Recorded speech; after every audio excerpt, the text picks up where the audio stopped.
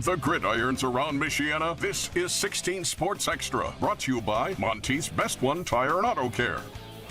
Welcome into 16 Sports Extra. I'm Jackson Neal. That's Sabrina Hoover. We're back for another high school football show, but this time it's the first week of Michigan football. And Sabrina, we start off this show with a big one. Isn't that right? A huge one. That's right, Jackson. Our game of the week is huge. The Niles Vikings are coming off an unforgettable 12-2 season, but they open this year facing a familiar face, the St. Joseph Bears, the very team that handed them a loss in last season's opener. And Niles didn't want to repeat what happened last year, but it was the Bears who struck first. Quarterback Hudson Corning keeps it himself. He's into the end zone for the first touchdown of the night.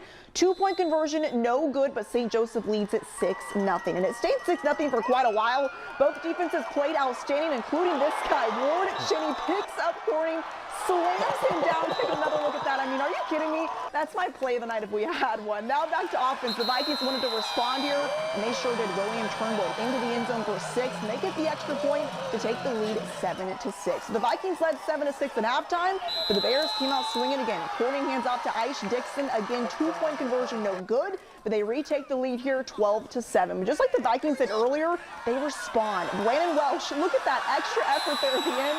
That's what coaches always want to see there. He's into the end zone. Now Vikings retake the lead, and now it's found some extra momentum. Alex Anderson coming straight at the camera. I had to move out of his way, but he's into the end zone, and the Vikings sure asserted their dominance here in week 1. They take this one at 28-18. Huge win in week 1. I'm really proud of the way we responded in the second half. We didn't play very well in the first half and really the first part of the second half, but we lit a fire under ourselves in that third quarter, and it was enough to get it done. Guys get little nicky-knack things, and people stepped in. I mean, you know, we talked earlier about there's some prize guys and stuff like that. We saw some sophomore guys that really stepped up and really played well. Yeah, that was another game of the week that actually really met our expectations. Such a battle between those two schools. Always love Scott Shaw after the games there too. But we aren't done yet, because let's go out to another huge game around the area. This time though in Indiana. Mishawaka versus Penn. You know it, the backyard brawl. You know it. All right, big crowd on hand for this huge rivalry matchup, including Marcus Freeman over there somewhere along the sidelines. Second half, Kingsman down, but they're coming back. Where's the ball going? Seems like only our camera guy Kevin knows. Brayson Hurley has it. He's in for the TD. That score puts Penn in the lead. Mishawaka won't let that last for long, though. Short field goal attempt. Blake Vandenberg isn't going to miss that one. Cavemen, they're back in front 22-20. Penn wants a response, and they're going to get it. Handoff to Colden Hernandez. One of his 2 touchdowns tonight. Breaks a couple tackles. Kingsmen go back in front. What a rivalry game. No love lost right there. And they're going for 2. Landon Hall looking for a throw, but can't find one. So how about you use the legs? Put that shoulder down. He's in. Penn, they win the backyard brawl 28-22. Obviously, it feels great. I'm super happy for our seniors. Our coaches put all the time in. It's one heck of a ball game. We keep getting better. The expectations are always high. We know that here at Penn, and we want to keep getting better week to week.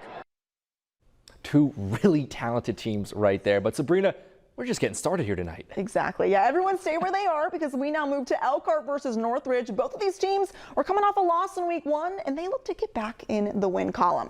This one going on over at Northridge High School. Home team with the ball. Carson Rumfeld keeping it. But wait, he's throwing and finding Austin Horn here. Big pick up for the Raiders right there, but they are stopped.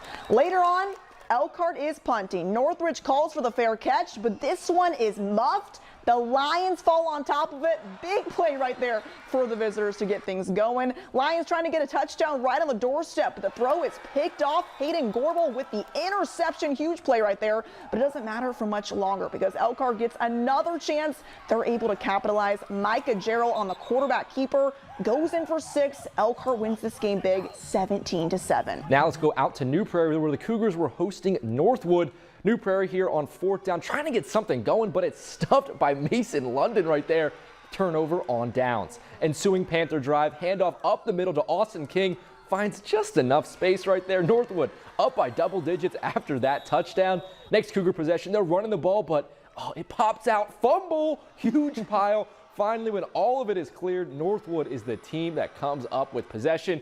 Following drive, Braden Monroe keeps it himself, gets all the way outside, gets the edge. That's a touchdown for the sophomore QB. And then how about 2 points? DeAndre Monroe now getting it in. NorthWood, they win big 51-14 is your final. Big win right there. Now to Rice Field, where it's a home game for Concord because their stadium is under construction.